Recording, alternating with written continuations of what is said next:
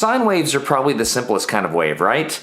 The second most simple kind of wave is a square wave, but the difference is you have sharp edges in a square wave. The first thing that Doha did to impress me is he used curvy waves to make sharp-edged square waves. We have to add up different oscillations or simple harmonic motion here. Harmonics, yes. Yeah, and so the first harmonic, n equals 1, gives you this? Yes. Which looks nothing like it. Nothing interesting, just boring sine wave. And I add one more. It's actually like it. I'm adding one harmonic and other one-third of that harmonic radius. So you're adding a base. What are we going to call these? Wipers? Yeah, let's call them wipers. Okay, so we're going to add a wiper on a wiper. And by doing that, and we graph the function. And then follow the tip of these wipers. Yeah. And draw that respect to time. It's awesome, man. Yes. Like this is really, really beautiful and really, really simple. So I can add more wipers, maybe more harmonics, and I add 15 harmonics. It's something very cool.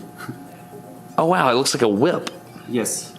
So you're saying, so basically, here's the upshot. A Fourier series, you can create any function as a function or an addition of multiple simple harmonic motion components, right? Yes. All Doha is doing is he's taking these sine waves that we explained earlier and he's stacking one on another sine wave. He's stacking the circles to add together these waves to create a Fourier series. These visualization techniques that Doha developed worked on any version of any function. For example, on a sawtooth wave, you can see at n equals 8 how the Fourier series starts to play out. It looks really cool. How did you do this? Like, what program did you use to visualize this? I use Mathematica.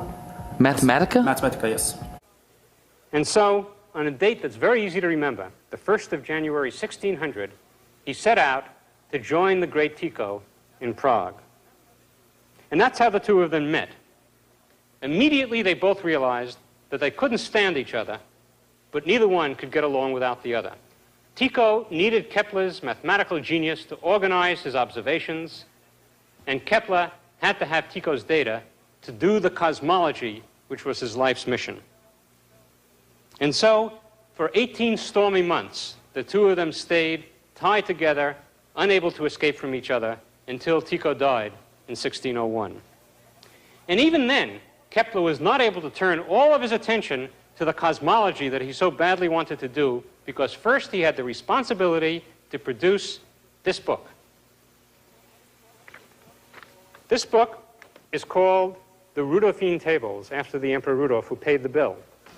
It's written by Johannes Kepler, published in 1627, and it is Kepler's publication of Tycho's data. Even if Kepler had never discovered his three laws, we would remember him today for this book, because this book made astronomy 100 times more precise than it had ever been before. We'll go on with our story next time. So, if I give you any function, can you create this? But you had to flip it into video format somehow. How did you do that? I explored it in GIF. I created a table of the different times of this animation, and then I just exported those tables into GIF. That's all what I did. Okay, here's an interesting question. Are people? It's actually GIF. I don't know if you know that.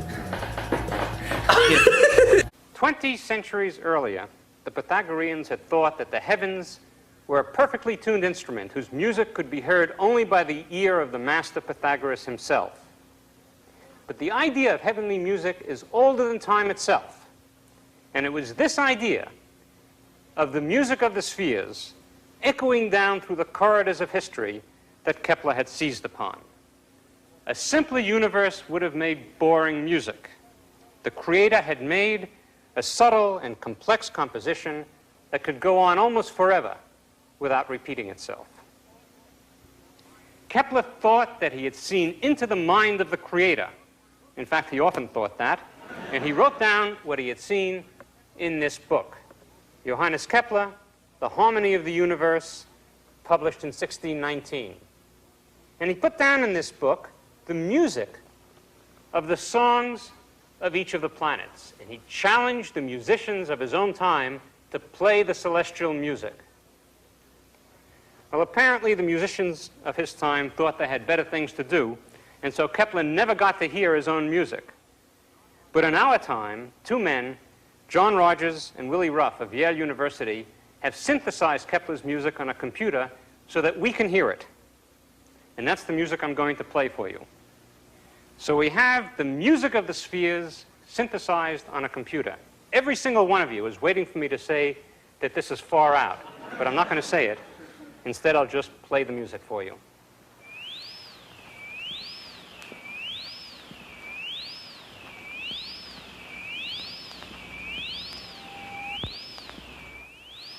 Mercury, nearest planet to the Sun. Venus and Earth, the sister planets, the second and third. Mars, the striking red planet.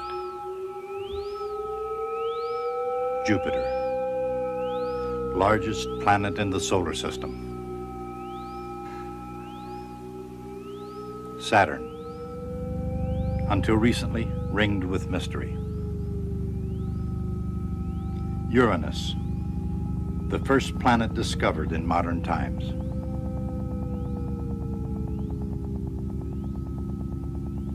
Neptune, the 8th planet from the Sun. Pluto, the 9th and most distant planet from the Sun.